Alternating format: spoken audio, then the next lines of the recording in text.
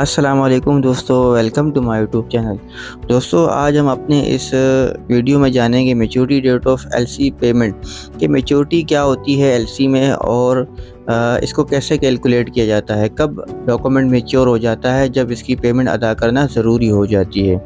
दोस्तों, ये तो सब जानते हैं कि सप्लायर एलसी की डिमांड करता है। एलसी क्या है ये भी सबको पता है, क्योंकि एलसी में सप्लायर की पेमेंट सेव होती है और सप्लायर इसका इंतखाब इसलिए करता है कि उसकी जो पेमेंट के रिस्क है वो कम होते हैं और एक डॉक्यूमेंट के प्रेजेंट होने के बाद बैंक एक पीरियड के बाद अगर इंपोर्टर पेमेंट ना करे तो बैंक उसकी अदायगी करता है।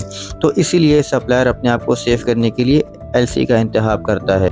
दोस्तों, ये तो सबको पता है कि एक्सपोर्टर अपने रिस्क को कम करने के लिए एलसी का इंतखाब करता है, लेकिन अगर इंपोर्टर सही वक्त पर पेमेंट की अरेंजमेंट ना कर सका तो उसको बहुत बड़ा नुकसान होता है। दोस्तों, डॉक्यूमेंट के प्रेजेंट होने के बाद एलसी की एक मैच्योरिटी डेट होती है जिस पर इंपोर्टर को पेमेंट की अदायगी करना ज़रूरी होती है।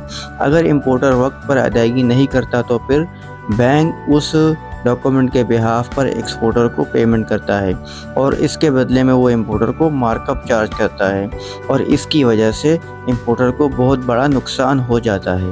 तो दोस्तों, इंपोर्टर के लिए ये बहुत ही ज़रूरी है कि एलसी की एक मैच्योरिटी डेट होती है जिस पर उसको उस एलसी की पेमेंट की अदायगी करनी होती है।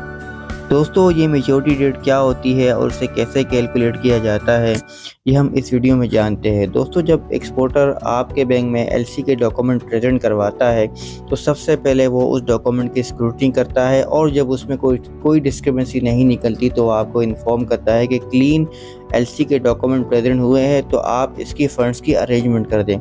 और जो नंबर ऑफ़ डेज़ दिए जाता है किसी भी क्लीन डॉक्यूमेंट्स के अगेंस्ट, जो बैंक की तरफ से नंबर ऑफ़ डेज़ दिए जाता है पेमेंट के लिए, वो 5 दिन होते हैं और उसके जो 5वां दिन होता है वो मैच्योरिटी दिन कहलाया जाता है। यानी कि आखिरी दिन जो होता है वो मैच्योरिटी डेट का होता है और जब इंपोर्टर उसकी फ़ंड्स की अरेंजमेंट ना कर सके तो फिर उसके छठे दिन बैंक को पेमेंट करनी पड़ती है और उसके बाद बैंक इंपोर्टर को मार्कअप चार्ज करता है तब तक के लिए जब तक कि वो उसकी अदायगी ना कर सके।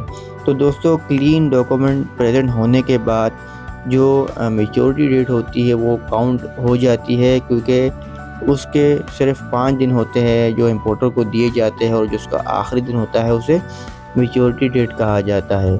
तो दोस्तों, ये थी आज की वीडियो जिसमें हमने जाना मैच्योरिटी डेट ऑफ एलसी के बारे में और हमने ये भी जाना कि ये कितना ज़रूरी होता है किसी इंपोर्टर के लिए। अगर वो अपने आप को मार्कअप से बचाना चाहता है तो उसे फ़ंड्स की अरेंजमेंट मैच्योरिटी डेट से पहले करनी होती है। दोस्तों, अगर वीडियो पसंद आ गई है तो इसे लाइक करें, शेयर करें। बहुत बहुत शुक्रिया। अल्लाह हाफ़िज़।